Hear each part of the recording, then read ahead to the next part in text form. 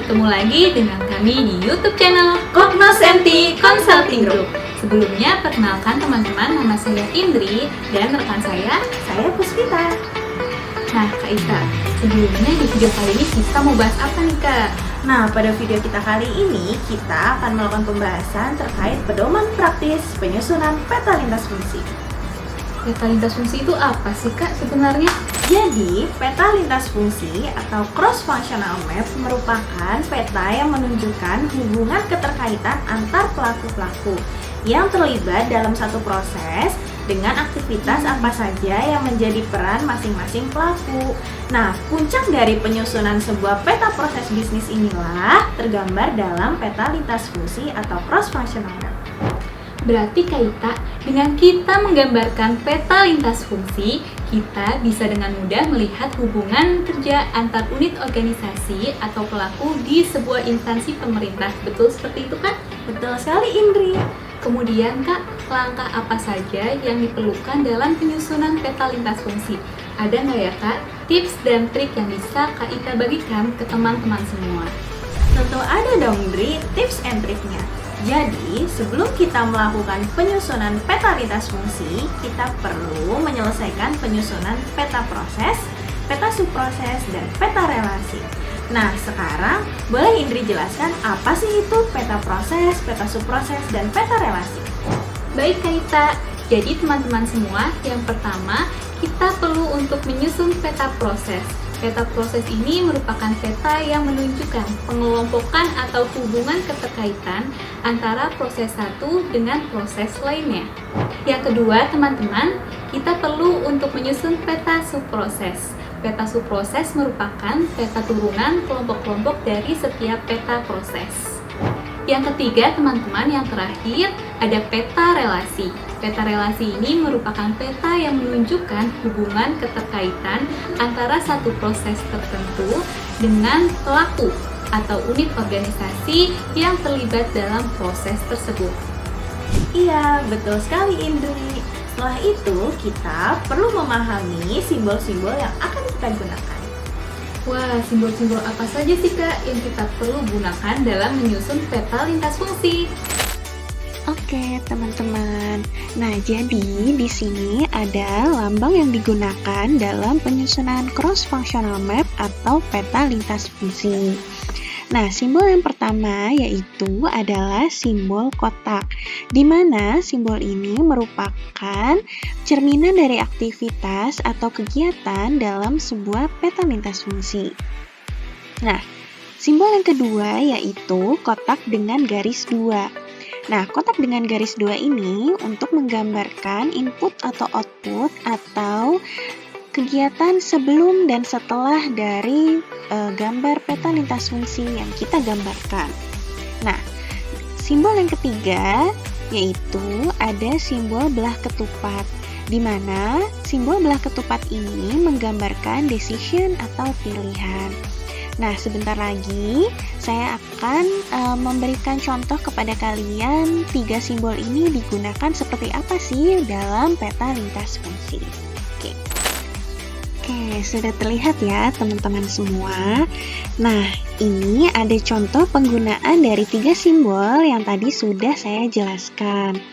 Oke, nah ini adalah contoh peta lintas fungsi ya. Ini salah satu contohnya saja. Nah, untuk menggambarkan sebuah peta lintas fungsi, nanti teman-teman di sini bisa menggunakan Microsoft Visio.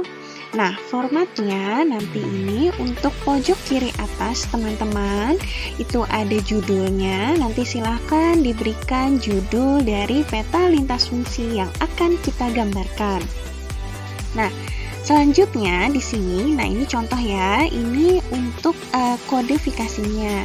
Nah, ini untuk BKL itu adalah kode organisasi. Nah, ini adalah urutan nomor peta proses, peta subproses, dan ini adalah nomor urut peta lintas fungsinya.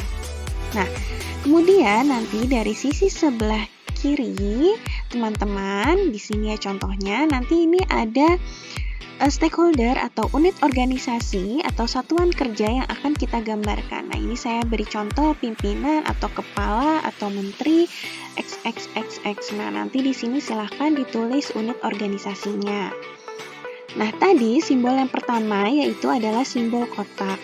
Nah, simbol kotak ini tadi ya yang sudah saya jelaskan itu akan menjelaskan bagaimana sih aktivitas atau kegiatan yang akan dilakukan oleh setiap unit organisasi atau satuan kerja terkait. Nah, nanti kalau teman-teman menemukan kotak ini memotong, ya di sini ya memotong 3, 2 atau banyak unit organisasi. Nah, itu berarti menggambarkan bahwa aktivitas ini dilakukan bersama-sama atau bisa juga dilakukan oleh salah satu dari banyak unit organisasi tersebut atau dilakukan secara bersama-sama. Nah, selanjutnya untuk simbol kotak garis 2 ini, nah nanti ini akan menjadi input atau output atau mulainya atau selesainya aktivitas ini nanti dilanjutkan dalam peta lintas fungsi yang mana, seperti itu. Nah, selanjutnya simbol yang ketiga di sini adalah simbol decision atau simbol belah ketupat. Di sini nanti sebagai pecah alur, di sini contohnya ya, apakah nanti dia layak atau tidak, apakah nanti misalnya perlu alur melalui presiden dahulu atau tidak. Nah, itu pecah alur ya. Atau juga digunakan seperti di sini. Lambang belah ketupat ini dilakukan untuk decision atau persetujuan. Nanti apakah memang keputusannya setuju atau tidak, layak atau tidak, dan lain sebagainya. Nah, itu tadi ya teman-teman 3 simbol yang digunakan dalam menggambar sebuah peta lintas fungsi dan di mana nanti akan tergambarkan contohnya misalnya telah jadi seperti ini. Seperti itu. Nah, Kak Ita, berarti setelah saya dan teman-teman mengetahui simbol-simbol apa saja yang digunakan dalam penyusunan peta lintas fungsi, berarti saya dan teman-teman sudah bisa ya Kak dalam menyusun peta lintas fungsi? Tentu saja. Setelah itu, kita langsung bisa menentukan kegiatan mulai dan berakhir dalam sebuah alur aktivitas. Jadi, akan lebih mudah dan fokus dalam menggambarkan alur kegiatan dalam sebuah peta lintas fungsi.